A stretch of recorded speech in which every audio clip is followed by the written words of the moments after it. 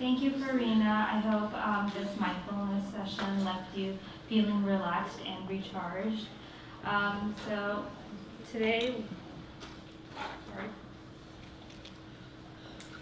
So now we will be moving on to our panel discussion on cultivating youth leadership, empowering South Asian youth for health equity advocacy. We're fortunate enough to have 4 exceptional guests today, each of whom will explore various strategies to nurture leadership skills and their vital roles within our communities. 2 of our speakers will be joining us virtually, but to set the stage, we will start with the introductions. Following that, we are delighted to have Farheen Khan, Chair of the South Asian Community Advisory Council, as our skilled moderator. And finally, we will invite all attendees to participate and ask any questions you may have for the panelists. So our first panelist is Iraj Wakar. She is a dynamic advocate and a visionary leader with a strong commitment to promoting gender equality, youth empowerment, and social justice, with a solid foundation in community engagement and a deep understanding of the challenges faced by marginalized populations. Iraj brings a wealth of experience and expertise to the forefront of her mission. Her role as a South Asian Community Advisory Council member of United Way Greater Toronto reflects her commitment to addressing service gaps and strengthening her community needs. Through her diverse role, Iraj has consistently demonstrated her ability to coordinate projects and engage with youth in meaningful ways. Her intersectional approach, combined with her cultural competence and leadership skills, position her as a force of positive change. Please welcome Iraj.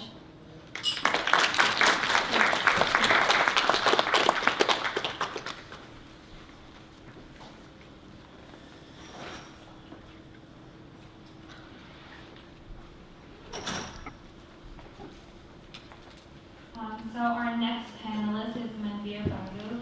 Manveer is a dedicated community builder with over a decade of experience in gender equality, human rights, youth and community engagement, research, immigration, and settlements. She is the founder of Ladlia, a nonprofit that empowers South Asian daughters through education, engagement, and awareness. Ladlia has directly impacted over 12,000 girls and women through mentorship opportunities, access to menstrual hygiene, bridging intergenerational divides, and much more. Manveer's accomplishments include being named Brampton's Top 40 Under 40 in 2018, winning the Women Working in Social Activism Award in 2022, and receiving the Young Woman of Distinction Award from YWCA Toronto in 2023. Please welcome to the stage, Manveer.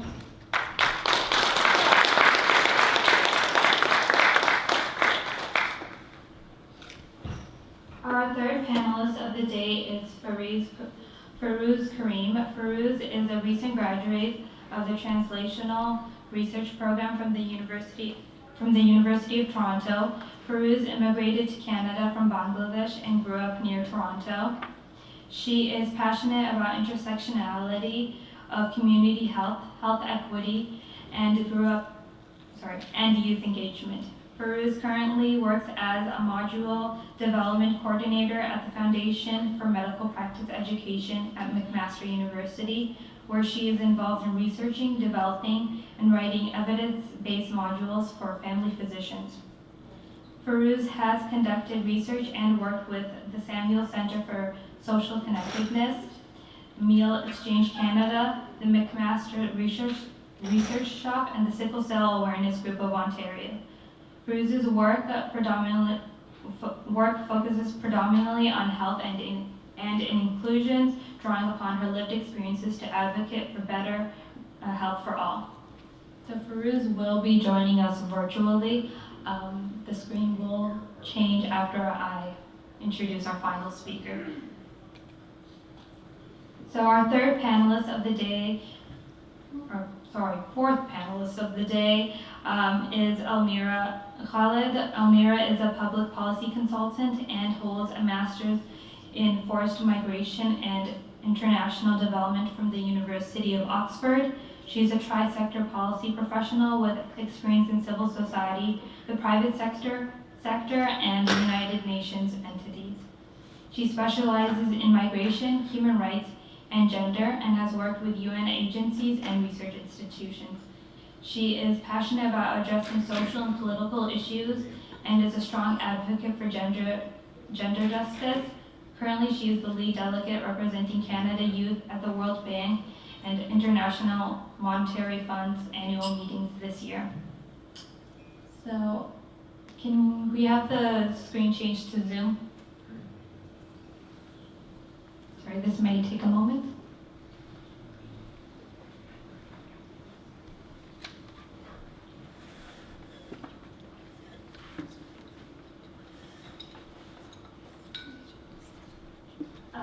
Can you guys hear us well? Yes. Okay. So we have Farheen Khan, who will be moderating. So the mic will be. Oh, she already has a mic.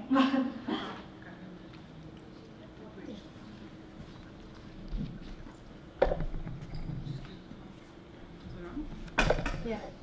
Okay, can you? Hello? The mic. It is on. Hello? Okay, this one, can you hear me? Okay. Okay. Hello. Okay, so thank you everyone for being here. My name is Farheen Khan. I'm happy to be moderating the session. This is going to be interesting given it's a hybrid, so folks on the screen can see us. Okay, great. Yes. Okay, I'm going to do my best to try and manage those that are in front of me and those on the screen. So bear with me as we do this. So this session, as we know, is about cultivating youth leadership, and I'm very grateful to have all these powerful individuals, women here on this panel to talk about this discussion. So let's dive right into it. So the first question is, how can we effectively identify and nurture leadership potential in South Asian youth? Who wants to go first? I'm trying to figure out where I should be looking. Should I look here? So you can see me? Okay.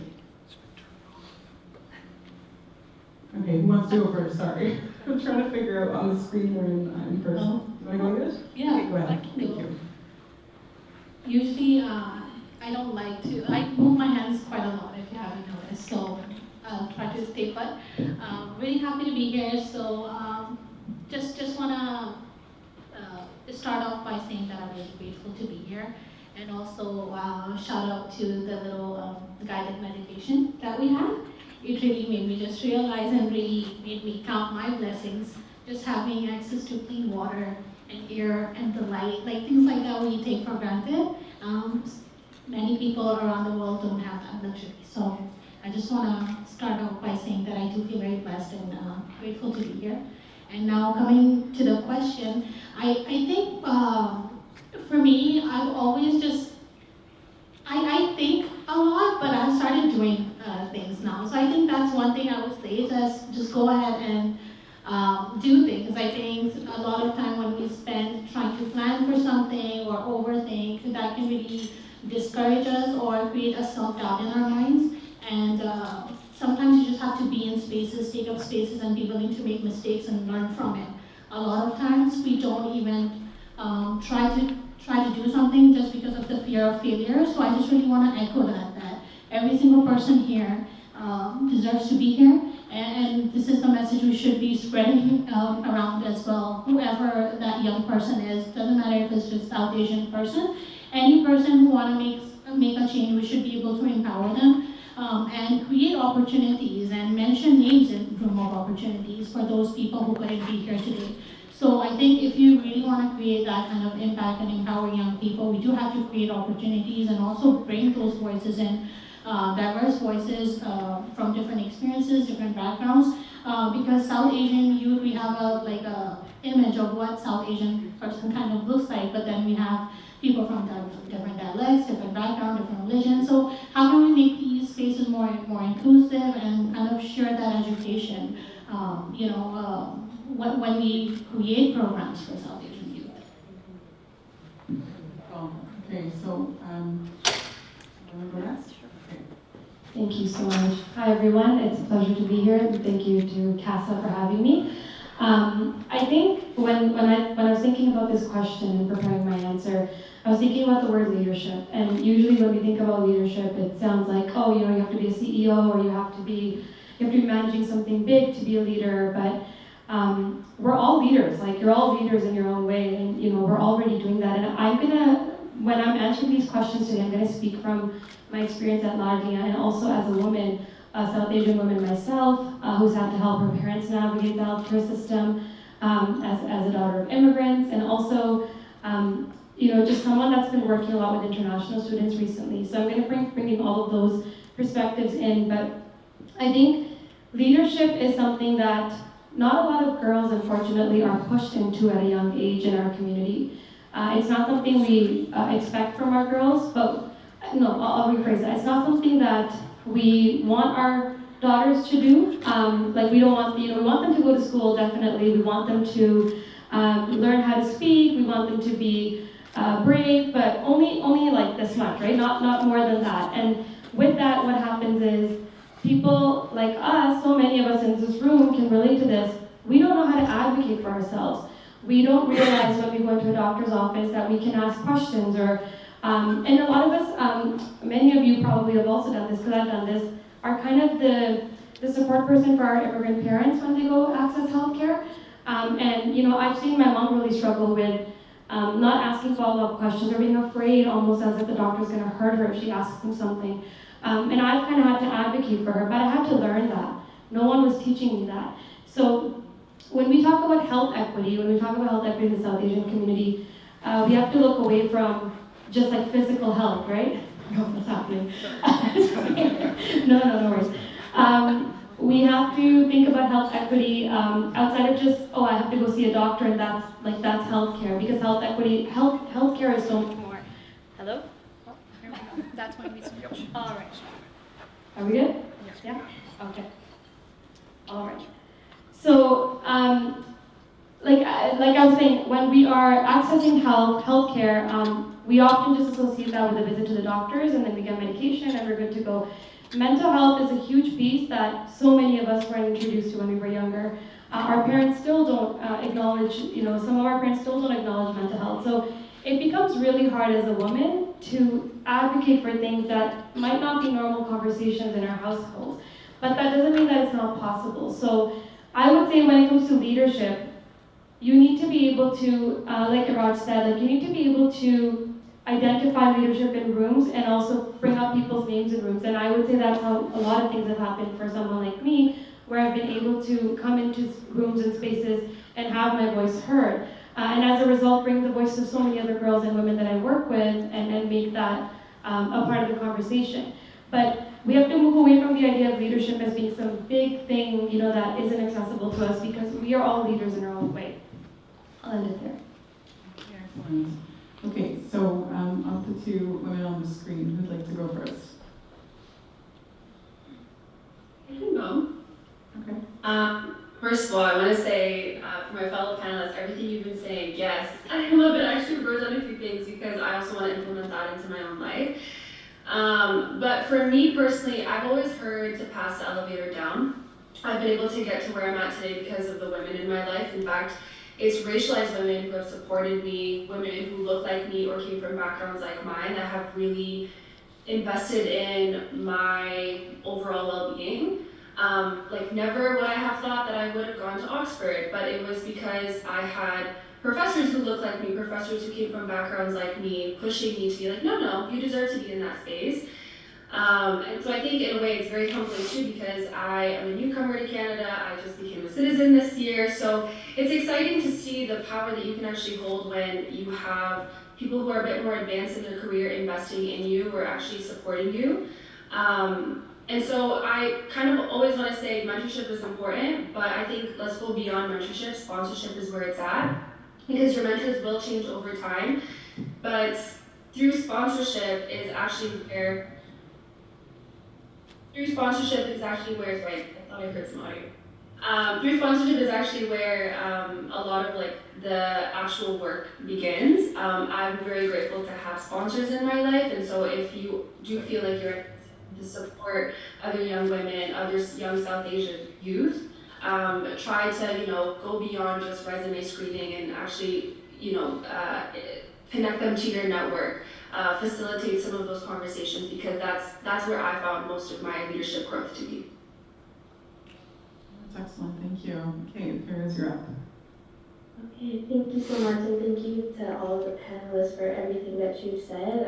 As Elmira was saying, I really resonated with everything that's been shared, and starting with recognition that was mentioned earlier, just celebrating and recognizing the achievements of emerging leaders, of leaders of everyone in the community, just to really recognize the work that's being put in to create change in our communities, whether that's big or small, everything does matter and everything counts at the end of the day.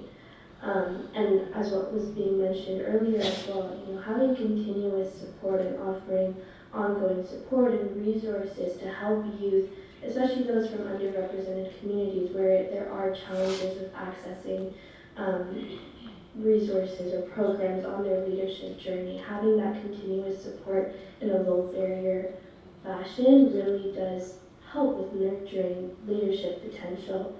And I think for me, some really important strategies that I've seen coming or throughout my undergrad and or in my high school journey, undergrad, and just completing my master's, a lot of the leadership opportunities that I've been thankful to be a part of have been in doing community-based projects with amazing organizations like Apathy is Boring or Youth Challenge International. And these opportunities really focus on youth to identify community needs, work with community, and develop an intervention that is local, that's sustainable. And not only are you able to foster your leadership skills in that way, there are also a lot of capacity building opportunities involved where there's workshops or there's trainings or there's courses that really help to build essential skills that are all involved in leadership, like teamwork, communication, problem solving. So there's really a lot of different ways to create these opportunities that will foster or nurture leadership skills for youth, particularly for underrepresented communities that is brought up in the question. That's all from me. Okay, great. Well, thank you all to the panelists for this question. I just want to take a quick moment to summarize. So starting with you, Rich, you spoke about, being able to take action, right? And being able to, really recognize that we all have that leadership in us, right? That Mary mentioned. And the importance of ensuring that, that we not only do mentorship, but we also really look for sponsors to invest in us and to provide us with those opportunities. And then, of course, as you mentioned also, the opportunity for us as individuals or young people to start to get involved in the projects and actually learn those skills that are really important. And I think one of the other things that was mentioned was around, the personal is the political, right? So really recognizing that it's also important to raise awareness within our own homes and really understand that, women have so much more potential often than we're given an opportunity to express. So thank you so much for all of those comments and thoughts. So let's move on to the next question. So can you share some inspiring stories or some examples of youth-driven transformations that have had a significant impact on South Asian health equity from your perspective? Anybody can go first. Okay, I think one example is sitting right next to me, right? So, Lenya is a great example. Then we have Soch, right? I don't know, does everyone knows here what Soch means? Like, Soch means a thought, right? It's in Hindi, in Urdu, in Punjabi, Soch means a thought. And how do we change the way we look at mental health? So things like that, like there are young folks out there doing this type of projects, but we just have to keep amplifying those voices. And also there are some like micro grants available. Like a lot of people, it's about information sharing too. Like a lot of the focus today in this summit is about being able to share information. And I remember that we were having breakout room sessions, and suddenly we were sharing a thought, and the other person said, I had no idea that this type of program even existed. So how do we kind of project that? Like, how do we actually take that information and make it more accessible and out there so people can easily find these type of resources?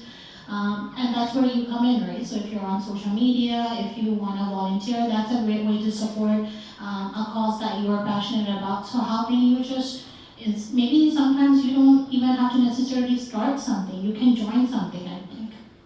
So if you have an idea, maybe see who else is doing similar work in your community and just chat with them, connect with them to see maybe if you can work together, maybe they can provide mentorship to you. So it's about communication and doing networking the right way.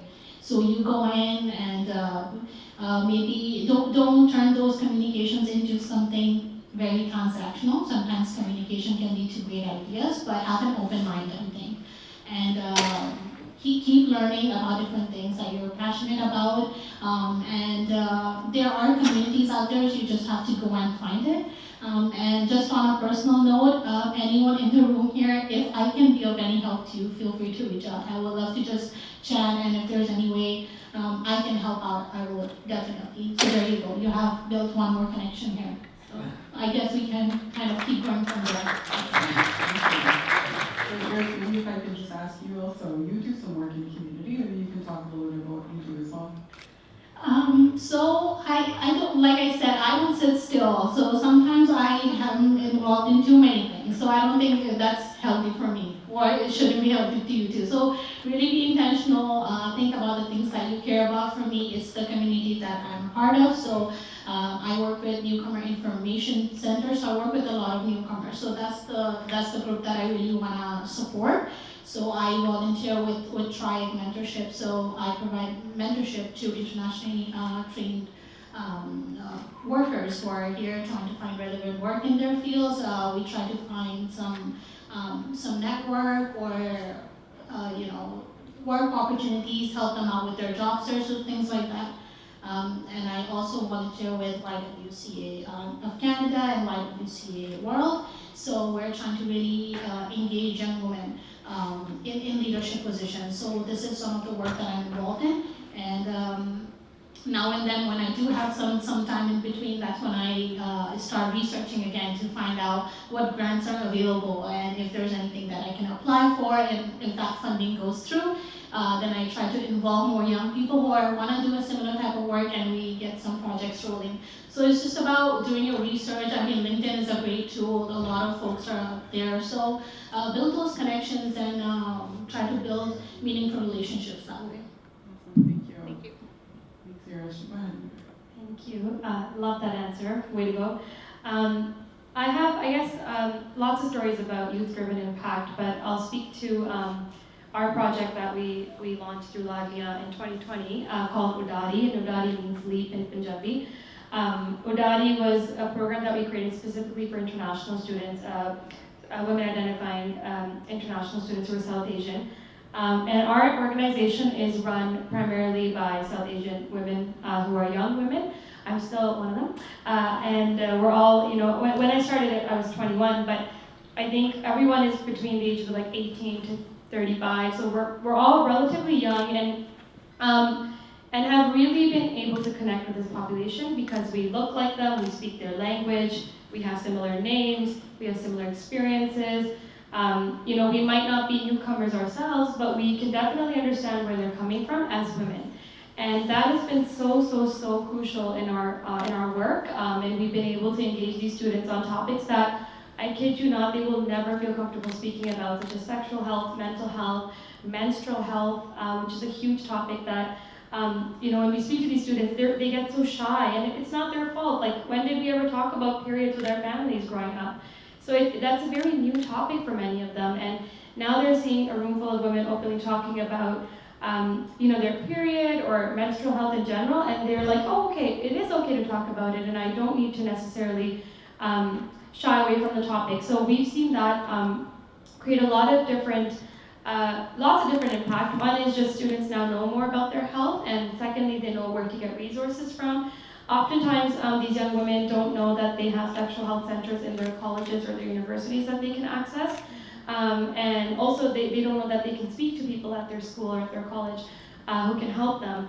And then also just, like debunking this idea of traditional gender roles when it comes to health, that women don't talk about it, men don't talk about it, and we definitely don't talk to each other about it. But we've noticed that when we're together in a room full of girls, and once one person says something, the other person feels comfortable, and then the other person, and then it's a ripple effect. So I would say that's been a really great example of youth-driven impact or transformation when it comes to South Asian health equity. And also just creating spaces for resource sharing. I think there's so many things that already exist. We really don't have to create new resources. I know everybody always wants to create something or do something, but like Iraj mentioned as well, we should join stuff that already exists instead of, well, let me create a new organization. It's a lot of work to do that, but we can amplify the impact by just joining forces and collaborating. And especially youth, because I think there's so much opportunity and potential in young people, and of course social media and everything else they have at their fingertips, or we have at our fingertips because I'm still young. But yeah, that's my answer. Well, thank you so much. Okay, so for the team on the screen, Elmira, do you want to go first? Yes, I'm happy to. See, when you asked this question, my mind straight went to the pandemic, and I just want to give a quick shout out to all the eldest daughters for leaving a significant impact in their communities, especially with addressing misinformation campaigns around vaccines, because that was for me, that was a big time when I actually saw a lot of South Asian women mobilizing in their communities, or even youth mobilizing in their community to target some misinformation around COVID-19 and vaccinations. And I think around that time too, I've seen a lot of push to do community-based research to understand community needs, because data is important. Because when you understand the community better and you can back their experiences with qualitative data, that can hopefully inform policy or funding requests for programming or community support. And in terms of an example, I'm actually very grateful to be friends with some really cool people who care so much about their community. I've had friends who were completing their masters during this time, and they wanted to study how health inequity was a problem in their communities. And one of my friends did hers in the city she grew up in to understand how Muslims are treated in emergency rooms in Alberta. But even outside of that, I've seen youth create collectives or create spaces to have these discussions with leaders that are grassroots, and that's how they build their way up into policy spaces. So I've seen a lot of grassroots organizing, community-based research that is then taken to health centers, research centers, and presented as, hey, this is actual data, let's come up with a program, or let's give more funding into these spaces. And I think, as you can tell, I wear a policy hat, so I think most of my responses are just going to be more policy, health policy oriented. That's great, thanks so much. Okay, Firas, over to you. Yeah, I guess so. For the past few years, a lot of the research that I have been involved in has been really focused on mental health, particularly youth mental health, from a immigrant and South Asian perspective. And so in doing that research, it was very focused on kind of looking at what are people already doing. And so in that search, I was able to see a lot of youth-driven initiatives, one which was already mentioned, which was Soch Mental Health, doing a lot of amazing work to promote mental health within the South Asian community. Another one in British Columbia is the South Asian Youth Mental Health, where they've done a lot of amazing work in highlighting and putting the voices of South Asian youth at the forefront to develop strategies that are, combating stigma and developing culturally competent ways of how we can approach mental health within our community. A lot of other programs that I've seen that have been focused on, I guess, connecting back to our previous question on cultivating youth leadership, I've seen a lot of programs that have come out in recent years that have been focused on how can we support youth, to develop their skills and, to, I guess, maximize their potential, which there's been a lot of mentorship programs like Lotus STEM, which is a mentorship program for South Asian women in STEM. There's also South Asian and Tamil Women's Collective. So a lot of amazing programs that are, created by youth for youth, but also a lot of amazing programs that are created specifically to support youth, to really, develop their skills and be a part of the community and just do amazing things that they're already doing, but amplifying their work. Okay, excellent. Well, thank you again for all the comments and the thoughts from the panelists. As you can see, we've got some amazing individuals right here on our panel who are doing wonderful things in the community, and all of you are youth leaders in your own right, which is wonderful. Also, we heard about the importance of not always having to necessarily reinvent the wheel, but also being able to join others and be able to join forces to continue to amplify the different work that's happening. I love to hear that there are lots of youth-driven initiatives already that are happening across the country, and I'm hoping that some folks took notes around what kind of collectives are where in the different parts of the country, because that's really neat to know that there's lots of groups that are doing work on the ground, and hopefully we can find ways to collaborate, right? So that's great. Okay, so that kind of segues into the next question, which is, what are some potential opportunities and challenges in fostering collaboration between South Asian youth advocates and established leaders in the field of health equity? Do you want to start, Rich? You get a moment? We'll change it up this time. Okay, go ahead. I think, hello? It's working? In terms of opportunities, I think there's a lot of potential for collaboration and partnerships. I think a lot of great things are already happening across Canada, where people can, either tap on or they can work together to amplify that and even support more people. And I think with young people, especially, the opportunity is huge when it comes to social media. And something will happen, and lots of great stuff is shared on social media, as we're seeing now, and lots of education and awareness is happening through social media platforms. So I think there's a lot of opportunity for grassroots organizations to really build a case for some of the health equity issues that exist.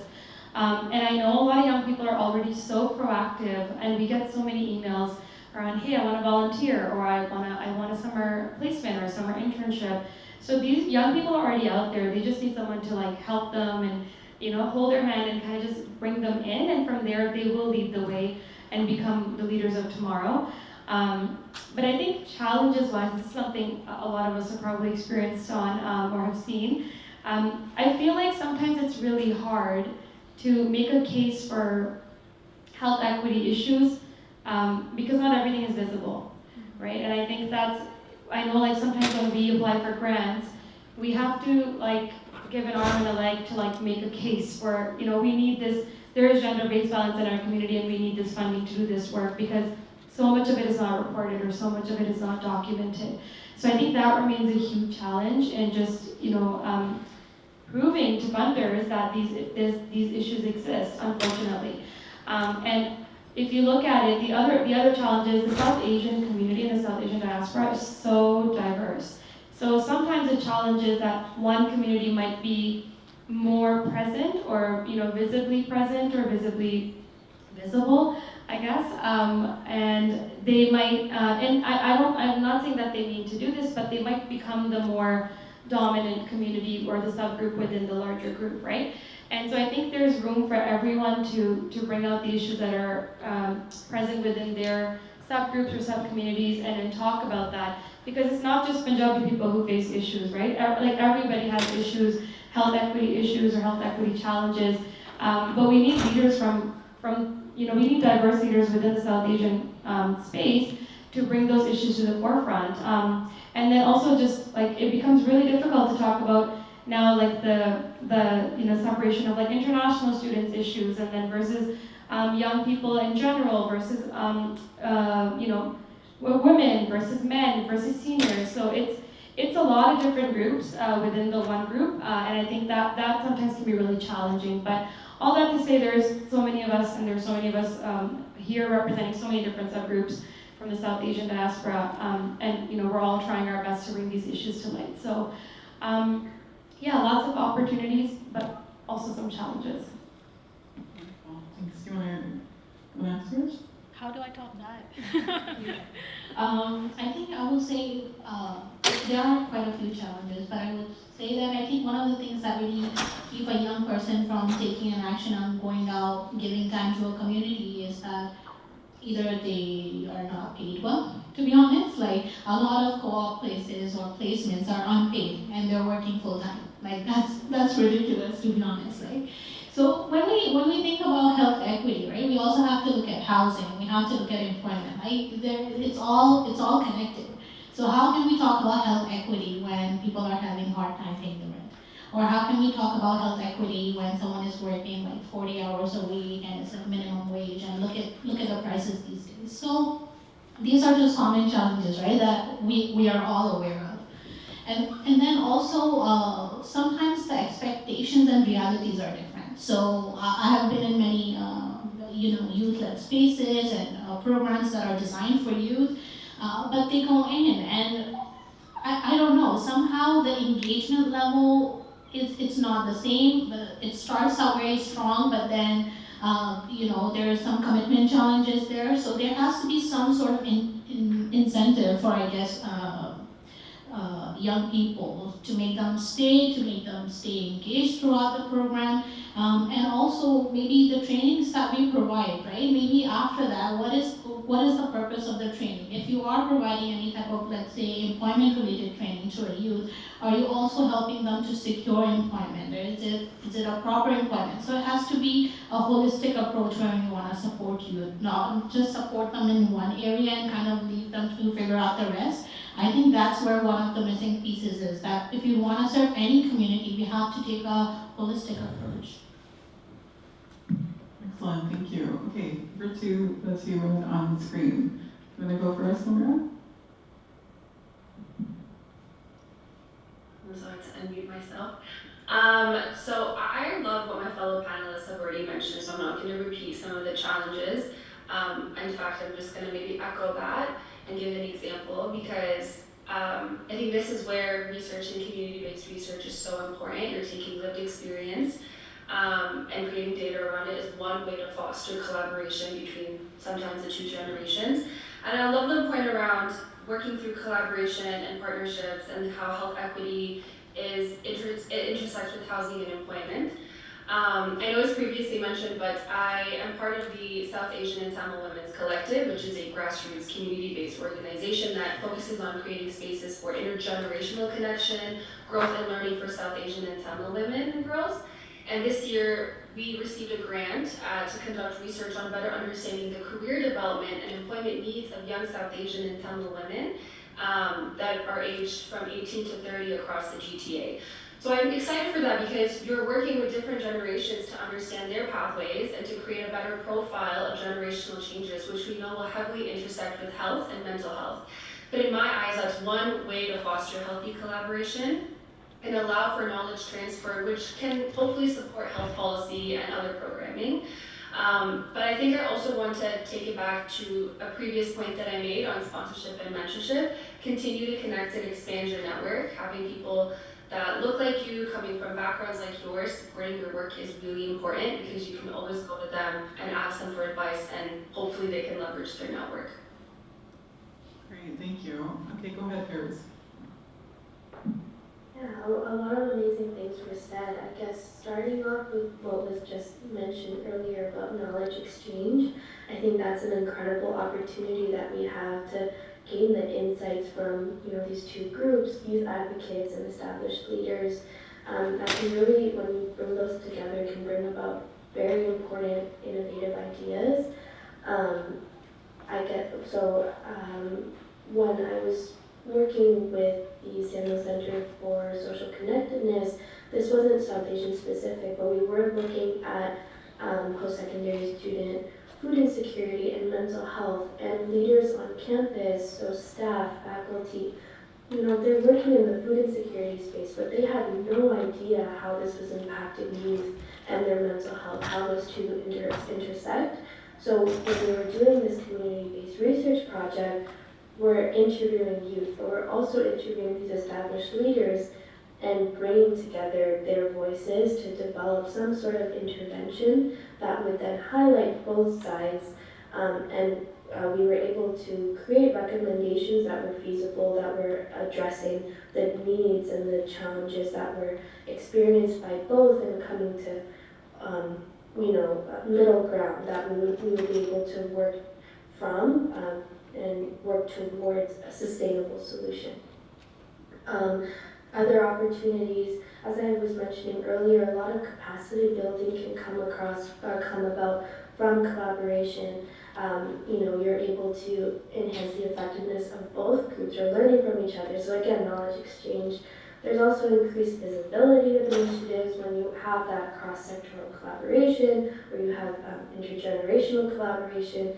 You're really able to advance or amplify the impact of health equity initiatives and attract more attention and support, which at the end of the day is what we want when we want to be able to help as many people as possible and address the issues of inequity that we're seeing. Some challenges that I think could come across and ones that I've experienced, there can be power dynamics or power imbalances that we see. Balancing power and decision making within a partnership can be difficult at times, especially with emerging youth leaders or youth leaders. There's always kind of a worry about, is what I'm saying actually going to be heard? Are people listening to me? Will it be implemented, or am I going to kind of be put on the back burner? There's also, an issue or challenge of sustainability. Are these initiatives, or can we ensure long-term commitment and engagement from both groups, especially with knowing that priorities and availability can change, resources are limited oftentimes when working within, the community or at a grassroots level. So those are definitely some things that can come up as challenges when we're thinking about collaboration. Okay, great. Thank you, everybody, for all your comments. So just to sum it up, there's a lot that was said, but basically the importance here is that, like, number one, that that when we're talking about leaders in the space, that those individuals or organizations also need to really honor and, invest, right? And, put not only their time, but like their money, right, towards certain initiatives, and make sure that the right people are at the tables and that the right folks are able to do the work that needs to be done. But there are some challenges as well, as far as what it means when you're sitting at a table. There could be a different power dynamic or a change that needs to be addressed as well. There's lots already happening, but there's also opportunity for more to continue to happen across the country. Perfect. So we have a few minutes left, so we're going to try to ask if we can keep this last question a bit brief, so we can keep some time for Q&A at the end. So how can we effectively use technology and social media in cultivating youth leadership? You want to start? The possibilities are endless, right? Most people have access to social media. How do we kind of, make sure that whatever information we're sharing is, first of all, it's accurate, right? Before something happens, and the first thing you want to do is just share and be the first one to spread the word out. So let's be mindful that whatever information we're sharing with our network, with our families and friends, it's legit, it's correct, first and foremost. And then also how you can use social media at your advantage. So there are many ways you can learn how to use social media. You can create social media campaigns. You can maybe volunteer your time virtually if going to a certain place is not possible for you for whatever reason, and you still want to support a cause. You can volunteer virtually. So those options do exist. So any type of thing that you're passionate about, anything that you want to raise awareness about, you can definitely use social media at your advantage, because that's where most of the young people and people who are making a lot of decisions that impact our daily lives are, and they're watching, right? So just be careful. There are certain do's and don'ts of social media. They do have social media guidelines, so we think it is an open platform, but it's still monitored in some ways. So we do have certain guidelines and regulations, so follow that. But yes, it can definitely, I have definitely seen a positive change when people do take social media seriously and do use it for good. Right? So you have a tool and then it's up to you how you want to use it. You can spread, negativity or hate, or use it for something more useful and meaningful. Thanks. Absolutely agree. I think it's such a powerful tool, and I've mentioned it already, I think, in all of my answers, but I think it's really important to recognize that each social media platform has a different audience. For the most part, like there's a Facebook audience, and there's an Instagram audience, and there's a younger audience, and we'll see it on TikTok, there's LinkedIn. And I think it's really important to use each of those platforms effectively to target that audience. If you think about when, like my mom, for example, is always on her phone, so is on WhatsApp. That is how she gets her information or her updates, right? But then again, like Irad said, there's a lot of misinformation as well that easily spreads. So I think if you are responsible for that piece at your work, creating online campaigns or resources, really think about where is this going to go, and how is that person going to access this or even read this information and use this information. The other thing, the really cool thing now is because things are so easily able to spread, we can really have resources in multiple languages now, and there's tools and stuff online that we can use to generate content in different languages so people can understand. Even then, I know the challenge is that sometimes we don't have language in certain, what might make sense in English doesn't necessarily make sense in other South Asian languages or even other languages in general. But you can still break it down in ways that make sense for the person that's reading it on the other end. So I think social media, and unfortunately it is censored in many ways as well. I know women's health gets censored on social media the most. Anytime we posted about menstrual health, it's the least engagement that we get. So I know there's all of that on the back end as well, but for the most part, we've used it a lot to just educate the people that are on in our community on health and health equity, especially young women, and it's been, we've been able to make a lot of change through that. Excellent, thank you. Okay, Amira, go ahead. Please bear with me. I ended up writing it in my notebook, so I'm going to look down a lot, and it's kind of all over the place. But I actually love this question because I do think sometimes that there can be a disconnect with how young people use social media to mobilize versus like other generations. And I think this is where I would say if you have an organization that doesn't have the best social media strategy, try to maybe employ young people to inform some of your campaign work. This is a really cool way for you to actively work with young people because social media is one of the coolest places that I've seen young people actually mobilizing, whether it be around protest with what's happening in the Middle East right now or around climate change. Social media was one of the main ways where that information was being spread, how young people were mobilizing on TikTok, on Instagram comments. So I do think that needs to be studied in its own accord, but I do think there is like a strong advantage there. And I think, as my fellow panelists already mentioned, that there is a higher reach with the benefits of social media and current technology today. But I think then you also have to think about what your engagement would look like. So although you can reach a lot more young people, how exactly are you hoping to engage with them? What are tangible ways for engagement that wouldn't seem performative or very surface level, that is actually in the interest and the support that you want from young people, rather than just something that you sign one time and then you never hear from it ever again. So I think with that in mind, make sure you're really focusing on, again, what your engagement looks like and what your advocacy strategy is and how that translates online. So some words of advice. Excellent, thank you. Can you still hear me? Oh, okay.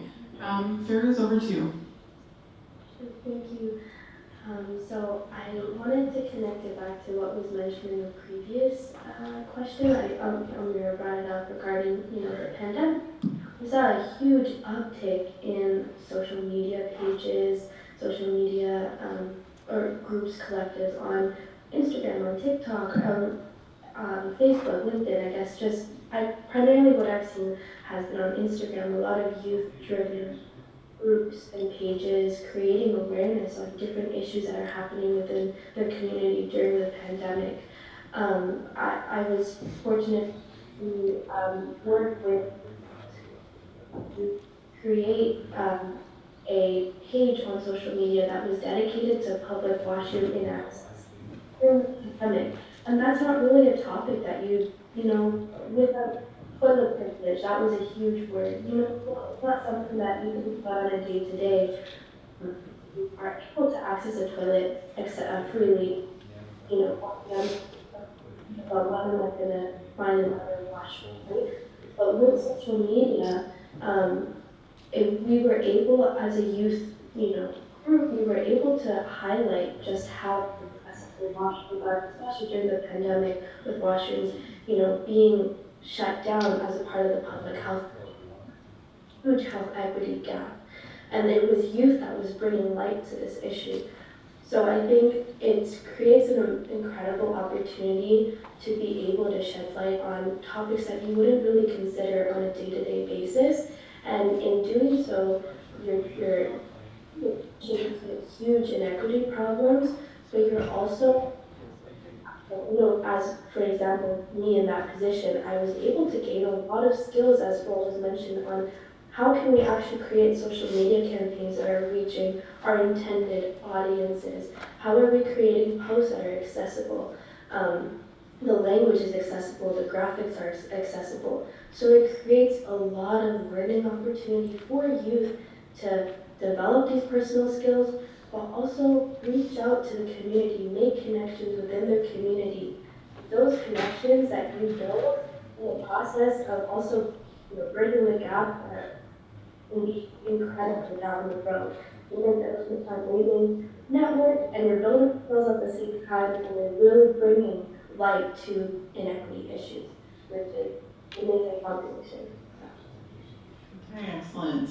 So we just heard that there's a real power in social media, but we need to be mindful of how we use it, make sure that the information that's being shared is accurate, that we are, keeping in mind that we have power to spread what we want, whether that be positive or negative, and so we want to really keep that in mind. But it's also a great method or strategy of how to actually engage youth, because each platform has its own unique audience, and to make sure that you actually can mobilize people, and we've seen that happen in so many ways, even in recent times. So great answers, everybody.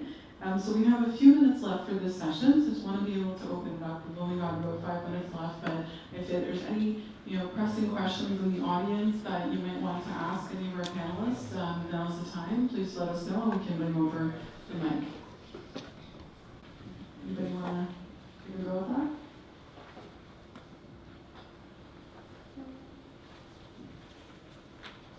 Do you mean like organizations or like individuals?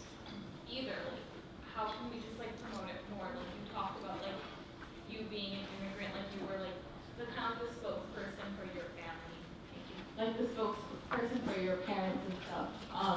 And having like the roundtable discussions, we found that a lot of like students don't know where to go, where to find help, and so many different aspects of like their life, especially when they're coming to Canada.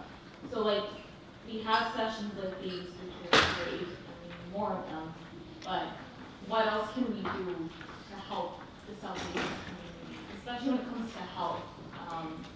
How can we promote it more? I think one of the things that I've learned is that there's always signs and there's always like little things that are creeping up on us that we should pay attention to, but we end up becoming more reactive instead of proactive. And I think that is, that's an example of, for example, with the international student issue, we only really started paying attention to it very recently, once it was in like mainstream media. This has been going on for years, but nobody was really talking about it. Nobody was capturing the stories.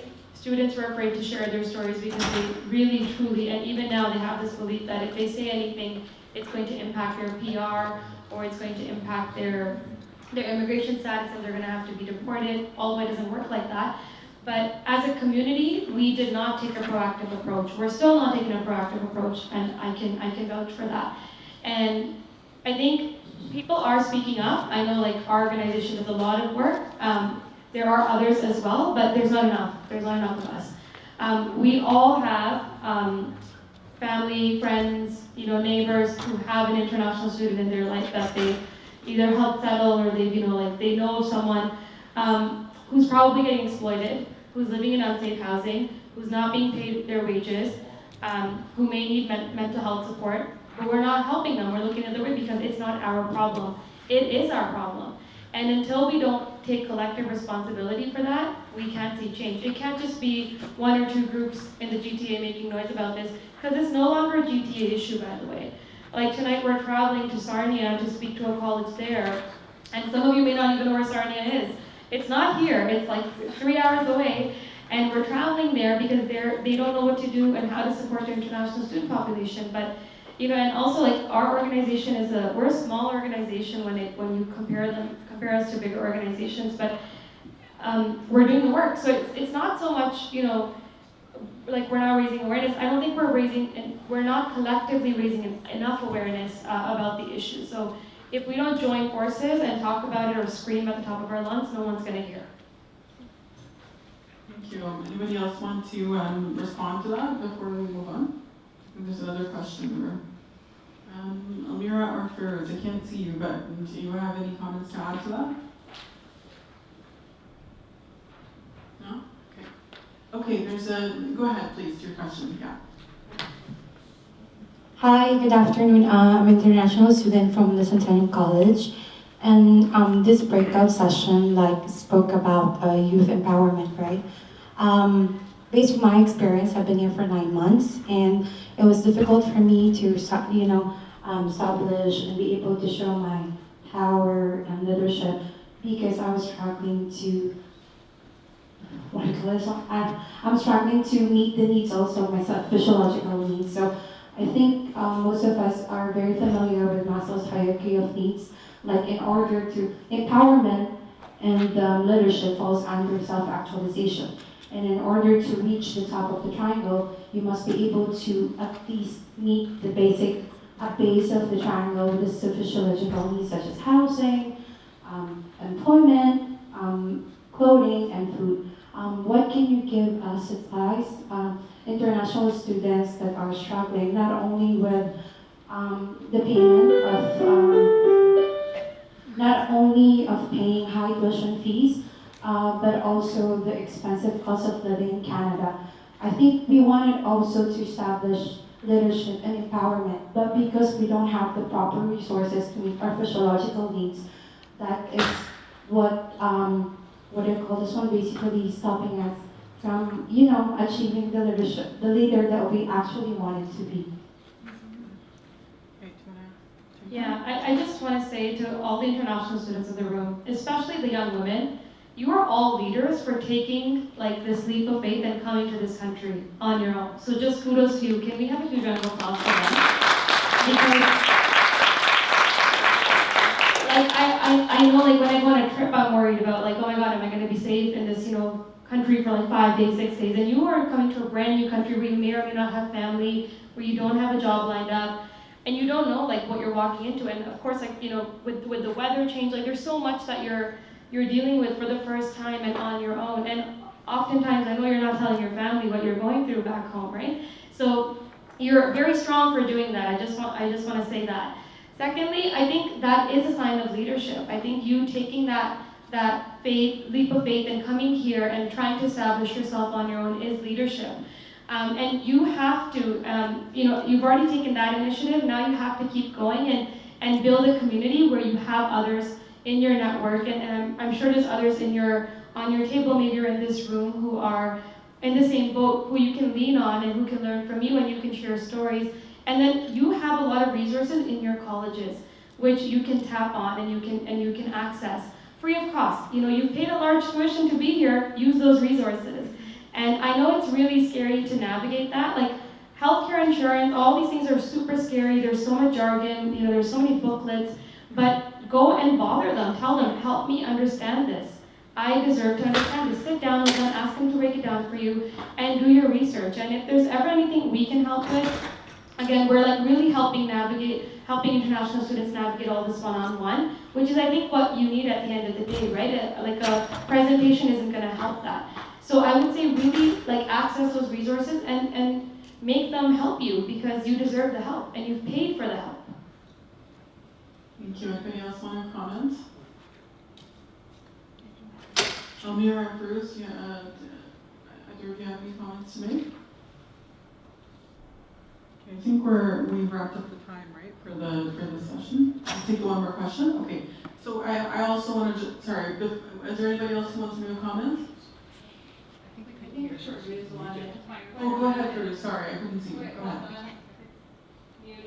Muted. You're on mute. No, you're not on mute. We can't hear you though. Oh no, she can't. Bruce, the audio's not working. Yeah, your audio's not working. On post-secondary campuses, Sorry, I had the could you start again? opportunity to Oh, interview a lot of international students who are experiencing food insecurity because of what you were mentioning, the high cost of living. And it's also coming with insane tuition costs of international students. And so this challenge that we're seeing with food insecurity and mental health is, and it's extreme, considering the experiences of international students. And so the initiatives and the programming that are trying to be created now on campuses are really considering the voices and the perspectives of international students.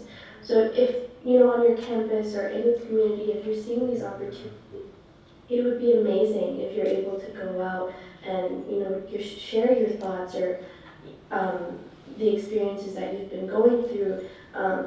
It is extremely important to doing community-based research, to be able to understand how everybody is being impacted. And so if we are able to create a solution or intervention to that, it's great if we can have representation from those that are most impacted. Okay, so thank you for that. Can you hear us now? Yes. Okay, great. Okay, so I just want to take a moment as well and just say thank you so much for sharing that, the importance of the Maslow hierarchy of needs. And you're right, if you don't have basic food, shelter, water, and safety, you're not going to be able to become a leader, like actually engage in leadership and community engagement, right? So I think it's really important to honor that and to also say that, just like the panelists have said, being able to access service is important. Looking at your college, lots of supplementary community programs as well that potentially you can access, like food banks and so on. Whatever you need in terms of supports, but happy, any one of us, you're happy to come and talk to us individually after the session, okay? I just want to be able to say that. Okay, you're welcome.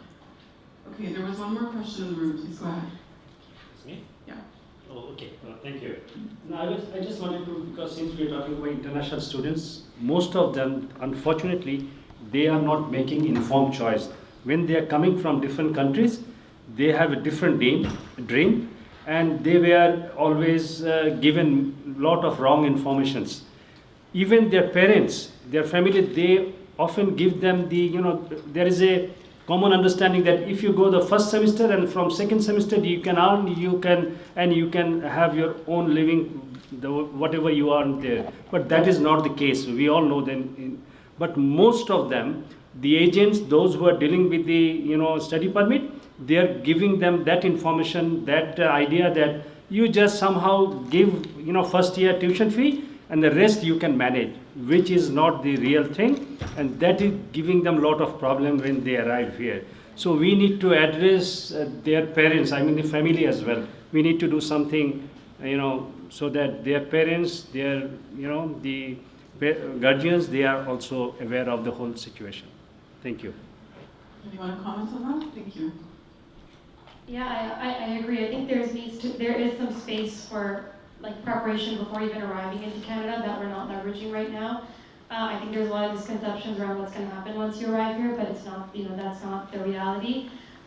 For many of them, I have this clear memory of this young woman. I was at the airport, I had just come back from somewhere, and there was a long line of international students who had arrived as well. And this young woman was waiting for her ride, but she had left her bag, her purse was open, her suitcases in one corner, and she's walking around asking someone for hotspots because she needs to call her family. And I just, I'm watching her and I'm worried for her, and I still think about her, and I went up to her and I said, you know, what are you looking for? And I asked her in Punjabi as well. And she said, oh, I need hotspot. And I said, you know, go stand with your stuff firstly, because she's 18, she's never been alone anywhere, never has she gotten on a plane and come here, and she was just so panicked, and it was late night, and, you know, so I stayed with her, I made sure she got hotspot and, you know, was able to call her family, but you could just see the unpreparedness in these young, and I'm not saying all of them are unprepared, but a lot of them are coming alone somewhere for the first time, and I think parents are not realizing how much of a pressure or how much of a responsibility they're putting on these young people. But the whole immigration consultant piece, that's another huge issue that needs to be addressed. We can talk about it for hours, but I do think there's some space or some room for colleges to do a better job preparing students before they're even arriving, and I know a lot of colleges are starting to kind of send videos and preparation material. The issue is when it's the smaller colleges that are not necessarily able to, or don't care to, I should say, send that information to their students, because they might be promising fake seats, or they might be promising, you know, fake letters, or and students don't know until they arrive. So I think those are the colleges we should really be worried about exploiting the students. Great. Anybody else want to comment on that? Any other questions in the room? We have a few more minutes. Go ahead. I have a question. Thanks, y'all gave me a lot. Thank you. Y'all give me a lot to talk to think about, and you do such incredible work. So thank you deeply for that. And I think I think everybody is involved in South Asian focused organizations or leads them, which is great. I think that there's so much value in that, and then I think that there's also like an interesting, I guess, sort of tension between navigating like our collective power as South Asian people, but also creating space for how much diversity there is within our communities. Like South Asian people are like there's such diversity in terms of like where we're coming from, but also in terms of like other things that layer onto our identities as South Asian people. So I guess as leaders in South Asian spaces, what does it look like for you folks to embrace that sort of monolith in some ways, while also combating the downsides to being perceived as a monolith? Great question. Do we want to respond to that? Could you maybe repeat the question, because the last part cut out for me? Yeah, maybe I'll put it more concisely as well. I think maybe just how to embrace collective power and labeling ourselves as South Asian focused organizations, while also making space for the great diversity within South Asian communities, and making sure that that's also leveraged and empowered as well. Great. Anybody want to respond to that?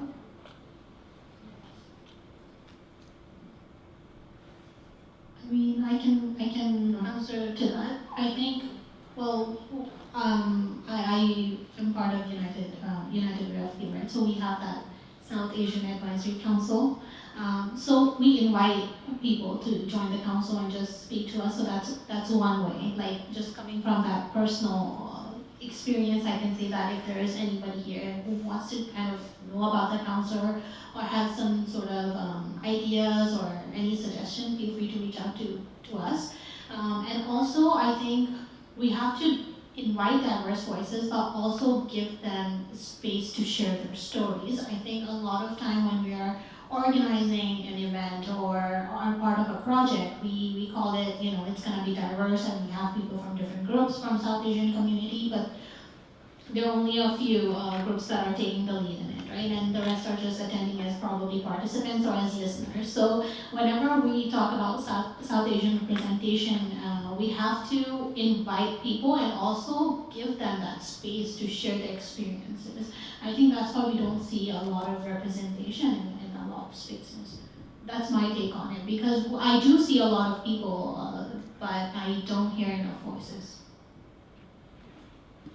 Yeah, I think it's a great question, Anvita. I think, like sometimes it's hard, I'll be honest, like trying to, I personally also don't know everything about every subgroup within the South Asian continent, right? Like there's a lot of diversity within the diversity. So I'm always learning.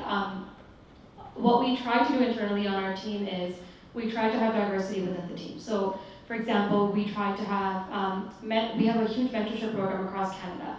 And we try to make sure that the mentors reflect, we call it the South Asian Mentorship Program. So we want to make sure all of our mentors are, representative of the South Asian community. So we promote that accordingly. On our team, we try to bring on volunteers and staff that represent that community as well. It's not always as easy though, because I think sometimes the general public can confuse it as a Punjabi organization, for example, which it is not, or more so even a Sikh organization, which it is not. And I try very hard to stay away from those types of labels or,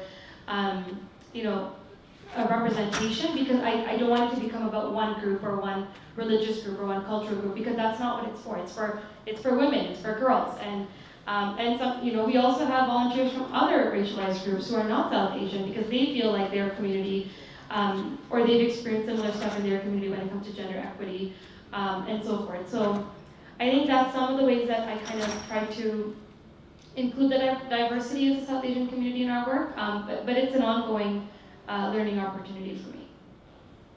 That's good, thank you. Okay, Elmira or Feroz, do you have any comments? Yeah, I would love to jump in as well, because I do appreciate this question a lot, because as I mentioned before, I'm part of the South Asian Tamil Women's Collective, and one part of, there's multiple things that we do, but one part that we're really focusing on is doing community-based research on kind of the employment aspirations, pathways of South Asian women, Tamil women and their needs, especially young women. And I like the point about there's so much diversity within the South Asian space. So I think that's something that we've built into the organization.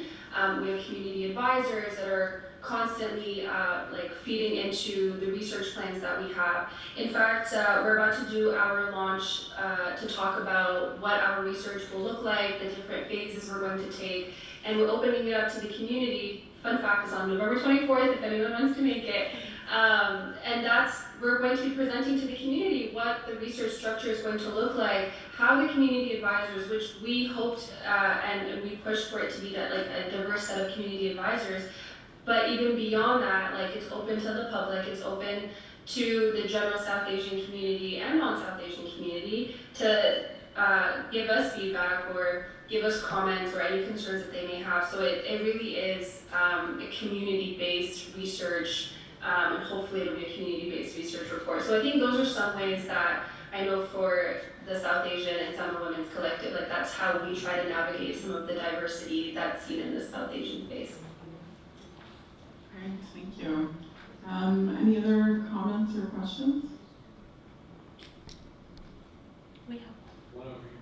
Oh, perfect, go ahead. Good afternoon. My question is all about,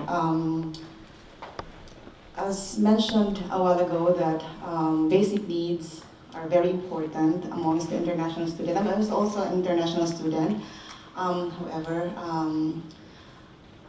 there are many things that really hindered us to achieve this. And one thing that could probably help us augment with this, achievement or attaining these basic needs is, of course, the work employment. So how can you amplify the voice of international students in terms of employment, especially now that on December 31 this year, the unlimited working hours for international students is about to end? Yes. I love this question. We've done a lot of work on employment exploitation of young women who are international students, and the number one thing we need to do is speak up about it. And I think, so again, like I mentioned before, it just doesn't get, the stories don't get captured enough, so people don't think it's happening, the government doesn't believe us. We can't make a case for it, like I mentioned in my earlier answer, that we need this evidence to be able to make a case for funding then to help the students and so forth. We are not holding employers accountable for the exploitation, for the mistreatment of their staff. So many young people need to go and spend hours and hours of doing training but not get paid for that, which is illegal. But students are not speaking up. I think the more we hear students say it, the more we hear students raise their voice, the more we hear students reach out to politicians or reach out to other authorities or even your colleges to help navigate that space, the more it will become even more mainstream. Because again, I think it's only like later this year that we started seeing this in like mainstream media. There's a lot more that we need to, we really need to beat the drums on this because it is happening every single day, every single minute of the day. Where students are not being paid, compensated, or even we're missing out on tap. Like we have so much potential in these young people that we're not even tapping on. Like we had a focus group on Sunday, and these young women were like, "Oh, I was a doctor back home, or I was a pharmacist back home, and here they're doing cleaning jobs in hotels, right?" And they're like, "Why did I come to Canada?" And I was like, "This sounds like what our parents used to say. Like, has anything changed?" So we really need to, like by we I mean everybody else in the room who's in spaces of any kind of decision making, we need to gather these stories from these students and we need to let them know firstly that someone cares, because I think that's huge. I don't think sometimes students are defeated and they don't think anybody cares about what's happening to them. But there are people who care, I promise you. And you need to be comfortable and confident about sharing your story. No one's going to deport you for sharing a story of exploitation, I can tell you that much. Also, the government's hella busy. They don't have time to deport you overnight. Like, it doesn't work like that. And I think there's a lot of misconceptions around how easily someone can get deported or it can impact your file. If you want to see change, we have to raise our voices. And the more we empower these young people to speak up, the more change we'll see. But we need, we can't be the ones doing the talking on behalf of the students. We can support the students, but the students need to come out and share their stories. And I can tell you from the stuff that we've shared, from what we've heard, it's it's just so heartbreaking, and unfortunately, it's all anonymous, right? Because students don't want any consequences, which I completely understand. But we've got to put faces and names to this so that it can validate what's happening, and also really punish these employers who are mistreating and abusing these young people. So. Okay, great. Anybody else want to comment? Go ahead, Irishna. I think it's really important to know your rights. Sometimes people can share their stories and to share experiences, and you think that's the absolute truth. So try to separate that. Go out of your way to research, and there are free legal clinics that are available. So that information that you share and speak with the lawyer is confidential. So these things. These resources are available, so you can tap into those type of resources as well. So Legal Clinic exists, and then we have, Human Rights Ontario. You can go on the website, just see what's going on. And I think if you really wanna feel empowered, you have to know your rights and be able to speak up for yourself. And we were talking about leadership from the start, and that starts from within, right? From our own through our own actions and through collective actions as well. So if you're really not sure about something, ask questions and hold people accountable. If you think something is wrong, you should be able to speak up about it. And don't be afraid of the consequences. You do what feels right to you, but also just be mindful. If there is a doubt that you have, best to seek out legal help and just talk to someone who's an expert, just so you can clear any type of doubts that you may have. Great. Okay. Nora or Farouk, anybody have any last comments about that? No? Okay. Okay, I think that just want to check in. Any last questions in the audience before we wrap? Very good. Okay, great. Thank you so much, everyone, for being at this session. And I want to say thank you to all of our speakers, both here in person and those that were online. Let's give them a round of applause. Wonderful. So I'm just going to, on behalf of this summit, pass on some gifts to our speakers, and those that are here virtually, you'll receive your gifts as well, I'm sure. So thank you again, everyone, for joining the session. Thank you for the intriguing conversation. Thank you for all the insight and for your leadership as speakers on the panel. You're all making great contributions. And to everybody in the room as well, thank you for taking the time to engage in this important conversation and to really ask the kinds of questions that you did. It's really important for us all to really reflect on all of these pieces as well. Thank you and have a great day.